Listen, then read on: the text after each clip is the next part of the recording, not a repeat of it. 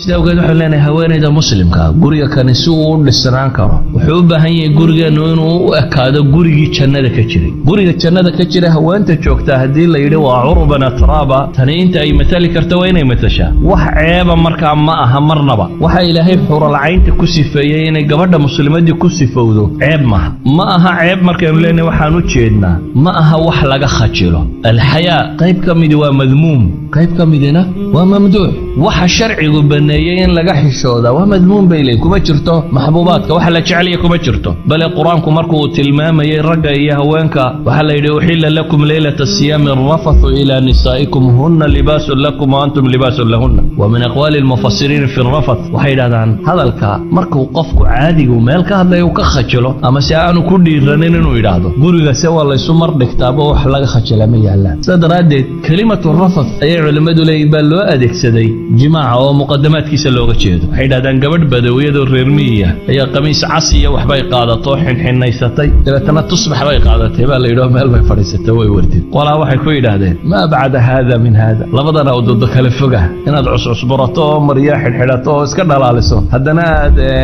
wardi meel la fadhiisataa waa laba kale fog bay ku yidhaahdeen markaasaa waxay tidhi bay yidhaahdeen beyt ay leedahay ilaahay dhan buu igu leeyahay aanan rabin inaad dayaco dheeldheelkiiyo maradhigadka ninkayga xaggiisana qayb buu igu leedahay yana aan la rabin inaan dayaco bay leedahay yani labaduba waa bannaan yihiin si awgeed buu nebigu salawaatullaahi wasalaamu calayh isna wuxuu tilmaamaya xadiiska jaamicu sakiirka ku qoran saxiixa uu albaani ku tilmaamayo alaa ukhbirukum binisaa'ikum min ahli aljanna ma idiin sheegaa buu nebigu yidhi salawaatullaahi wasalaamu calayh haweenkiina ahlu jannada ah sifada koowaad uu nebigu siiyey wuxuu ku sheegay alwaduud alca'uud calaa zawjiha التي إذا آذت أو أوذيت جاءت حتى تأخذ بيد زوجها ثم تقول والله لا أذوق غمضا حتى ترضى نبي عليه صلوات الله وسلامه عليه هوانكي نكو أهل الجنة وحويا الودود وهطني كذا جعل كبار كسي فوضى جعلك كان أهل الجنة هوانك مسلمات كدنيا تشوقي جنة قلية صفة لوجوه الرئيسية وحكم دينا نقطة محي تجعلني كذا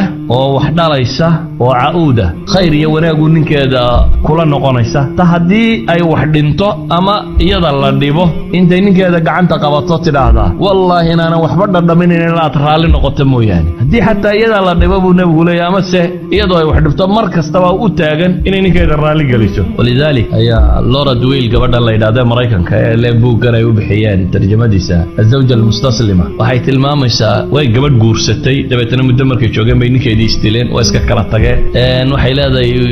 nooc min feminist groupyada iyo baabkan bay ku soo kortay inay ninka iska dhiciso iska celiso waa kaasi markii dambe waxaan fikiray bay leedo raadiyay maxaan anigu ninkaygii u waayay reerahan jaararkay dadkanina wali xaasaskan isu qabaan dabeetana questionnaire bay qaadato interview bay qaaday interviewgeedii waxa uga soo baxay reer kastoo dhisan inuu yahay reer isu jajaban oo haweentu ay tahay mid ninkeeda jecel oo u jajaban oo waxba ku qabsanin walidaalka baa waxay qortay book ay dhaadaan tabcadii koowaad ba 100,000 oo xabaa la qaatay ay u bixisay المرأة المستسلمة استسلمي لزوجك بي بوغا فكرتي سودم وانتا نينكو اللباح بي لهدي هدي اد اسكو سو تاغتنا و كعوني هدادن او ججبناتنا افكيساد كلا بخي بي لهدي waxa ku jira sidaradeed jajabni isdiib bay leedahay wax kasta waa lagu siinaya hadaad adigu isdiibto wax kasta waa lagu siinaya sidaradeed ba Aisha waxay leedahay nabiga salawaatullaahi wa salaamu alayhi ayaa inta weel wax ku cabo nabiga ayaan u dhiibay leedahay dabeetana markaan u dhiibo wuxuu eegtaa nabigu halkii aan waan af ka saaray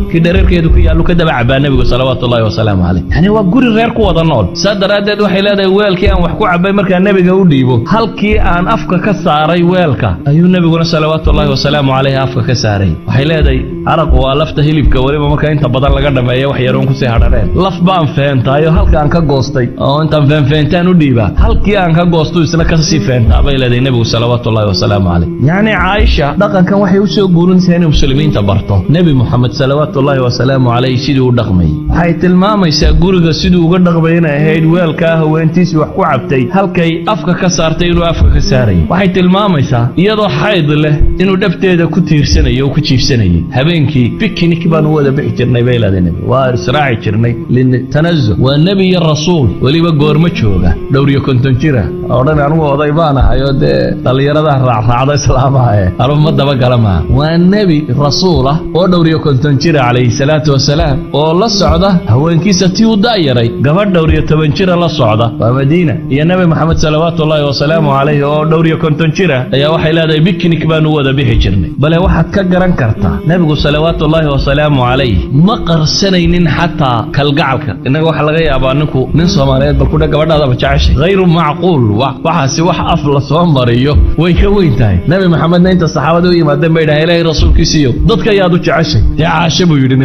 Nabi Maxamed su'aala la weydiiyay dad ba yaad u jeceshay oo yiraahdo Aasha markaas ay dhahdeen raggaan u jeednaa markaas uu yidhaahdo Abu Bakar idan waxa la rabaa waxa weeyaan in gabadhu ay u muuqato dareensiiso ninkeeda inay jeceshay cagsiga waxa kale oo la rabaa ninku inuu muujiyo haweentan kalgacal iyo wanaag inay ku wada joogaan oo jecel yahay maaha aniga tii gurigayga joogtay maraan usraacnay ama aniga iyo yaani hatta inuu yiraahdo reerkaygii ay afka kale warwareegaya marka aniga tii guriga joogtay buu leeyahay asalku laakiin waxa weeyaan nabigu salawaatullaahi wa salaamu alayhi intuu guriga soo galo ayuu shaqada guriga wax ka qabanayay oo uu la qabanayay haweentiisa tan bal si uu cawaatifteeda u ilaaliyo haweentiisu jeclaa asxaabteeda ay jeclayd ayuu nabigu hadiyada u diray Aisha waati xadiiska saxiixa ku tilmaamaysay saxiix muslim ku yaalay marka neef la qalaba nabigu wuxuu yiraahdaa Khadiija asxaabteedii hilibka wax uga dir hata Aisha lahayd waligay gabadh kuma hinaasin haweenta dhimatay aanan isa soo gaarin sidaan ugu hinaasay bay leedahay sidoo nabigu jacaylkeeda uu muujisanayay aan uu qarsanaynin inuu jecel yahay ayuu muujisanayay bal asxaabteedii dadkii ay ku xidhnayd inuu jecel yahay